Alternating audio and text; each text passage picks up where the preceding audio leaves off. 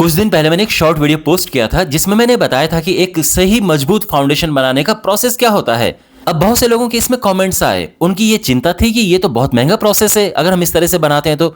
एक काम करते हैं, पहले आप ये वीडियो देखो, मात्र 25 सेकंड का वीडियो है, आप ये वीडियो देखो और इसके बाद मैं आपको बताऊंगा कि किस तरह के कमेंट्स मुझे आए और फिर मैं ये बताऊंगा कि आप बिना एक्स्ट्रा खर्च किए प्रॉपर फाउंडेशन बना सकते हैं। सही साइज के गड्ढे करके हैंड रमर यानी दुरमुट से मिट्टी को कॉम्पैक्ट करें, फिर इस पे एंटी टर्माइट ट्रीटमेंट करें और सबसे पहले 3-4 इंच का एक पीसीसी बेड बिछाएं, फिर इस पे 50 mm के कवर ब्लॉक्स बिछाएं और इन कवर ब्लॉक्स के ऊपर फुटिंग मैश और कॉलम केज रखें। अब इस मैश के अराउंड शटरिंग करके इसमें कंक्रीट भरें, फिर कॉलम केज की शटरिंग करके इसमें कंक्रीट भरें और अब लेयर बाय लेयर कॉम्पैक्ट करते हुए इसमें बैक फिलिंग करें। और इस मजबूत फाउंडेशन के साथ एक मजबूत घर बनने की शुरुआत हो गई है। और इसमें व्यूअर्स ने किस तरह के कमेंट्स किए उन्हें देखते हैं। एक भाई ने चिंता व्यक्त की है कि पूरा 2 साल का सेविंग एक कॉलम में लग जाएगा।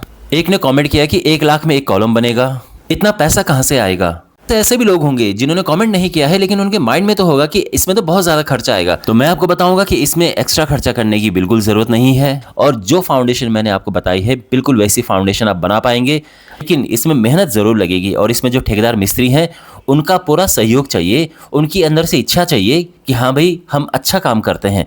ओके, तो अब इसको step by step break down करते हैं। तो सबसे पहले हम कॉलम के लिए फुटिंग के लिए गड्ढे बनाते हैं। सही साइज का गड्ढा बनाने के बाद नीचे जो जमीन है उसको आप दुरमुट यानी हैंडमर की हेल्प से पीटते हैं जिससे मिट्टी टाइट हो जाए, सोयल कॉम्पैक्ट हो जाए। और इसमें आपको दुरमुट चाहिए जो कि ठेकेदार लोगों के पास होता है, तो इसमें भी ऐसा कोई पैसा खर्च करने वाली कोई चीज नहीं है। इसके बाद मैंने कहा था कि आपको एंटी टर्माइट ट्रीटमेंट करना चाहिए। देखो, जिस एरिया में दीमक की बहुत शिकायत होती है वहां पे तो ये करना चाहिए क्योंकि जमीन के नीचे दीमक होती है और वो दीमक ऊपर आती है। तो अगर आप एंटी टर्माइट ट्रीटमेंट करते हैं तो ये आपके लिए बहुत अच्छा है। फ्यूचर के लिए जितने ज्यादा पैसे बाद में खर्च होंगे उसके मुकाबले अगर आप देखेंगे तो अभी ऐसा कोई ज्यादा खर्चा है नहीं। 600-700 रुपए का एक आधा लीटर का केमिकल आ जाएगा और उसको खूब सारे पानी में मिला के और जो गड्ढे हैं उसमें आप छिड़काव करते हैं तो बेसिक लेवल पे दीमक का ट्रीटमेंट हो जाएगा। लेकिन अगर दीमक की इतनी प्रॉब्लम नहीं है, आप ये स्टेप स्किप करना चाहते हैं तो कर सकते हैं। एडवाइजेबल नहीं है मेरी तरफ से, लेकिन अगर आप छोड़ना चाहें तो छोड़ सकते हैं। बहुत सारे लोगों ने ये भी कहा कि एंटी टर्माइट ट्रीटमेंट का यहाँ पे क्या काम है।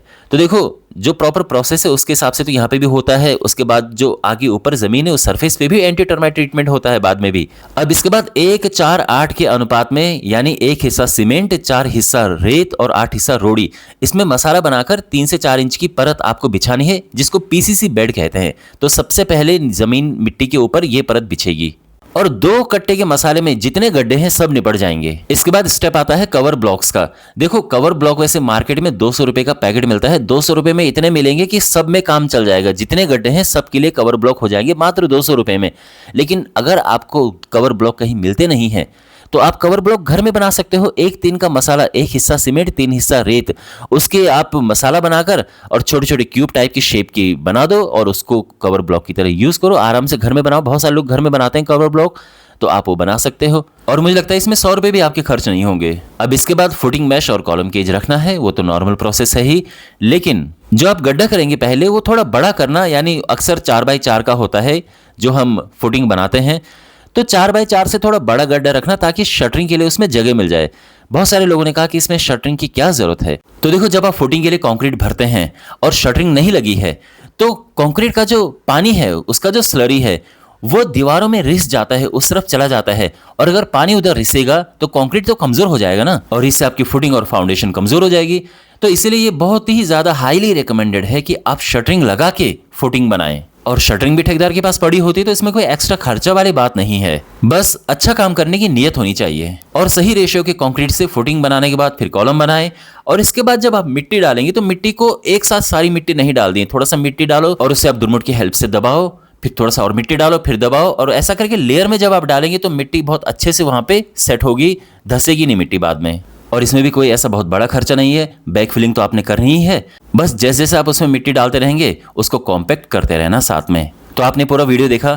अब आप मुझे बताओ कि इसमें कौन सी ऐसी स्टेज है जिसमें बहुत ज्यादा एक्स्ट्रा खर्चा हो रहा है। अगर हम ये भी मान ले कि आप दीमक का ट्रीटमेंट भी करा रहे हो, कवर ब्लॉक भी आप मार्केट से ले रहे हो और जो शुरू में पीसीसी बेड बिछाते हैं उसके लिए भी जो 2 कट्टे सीमेंट लग रहे हैं उसका भी अगर हम अलग से पैसा जोड़ दें तो भी कुल मिला के ये 1500 रुपए से ज्यादा नहीं हो रहा है। 1500 रुपए के अंदर में पूरा, अगर 100-125 गज पे आपका प्लॉट है, 1500 रुपए में आपका ये पूरा काम बन जाएगा। इसलिए मैं आपको ये कह रहा हूँ कि आप स्टेप बाय स्टेप फॉलो करें, प्रॉपर तरीका फॉलो करें जो फाउंडेशन बनाने का है, आपकी घर की मजबूत फाउंडेशन बनेगी।